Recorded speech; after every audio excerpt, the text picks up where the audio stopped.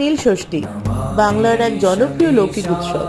চৈত্র মাসের সংক্রান্তির আগের দিন এই ব্রতটা পালন করা হয়। মূলত সন্তানের মঙ্গল কামনায় মায়েরা এই ব্রত করে থাকে। এই ব্রতের পিছনে একটা প্রচলিত কাহিনীও আছে, যেটা ছোটবেলা থেকে মা মাসির মুখে শুনে আসছে। এক ব্রাহ্মণীর 7 পুত্র ছিল, কিন্তু দুর্ভাগ্যবশত একটি একটি করে তার 7টি পুত্রই মারা যায়। শোকে কাতর ব্রাহ্মণী ভগবানকে ডাকতে ডাকতে একদিন মা ষষ্ঠীর দেখা পান। দেবী তাকে নীল ষষ্ঠীর ব্রতের কথা বলেন এবং এই ব্রত পালন করলে তার সন্তানরা দীর্ঘজীবী হবে বলে আশ্বাসও দেন। ব্রাহ্মণী খুব ভক্তি ভরে নীল ষষ্ঠীর ব্রত পালন করেন এবং তার মৃত সন্তানেরা আবার জীবন ফিরে পায়। সেই থেকেই নাকি সন্তানের মঙ্গল কামনায় মায়েরাই ব্রত পালন করে আসছেন।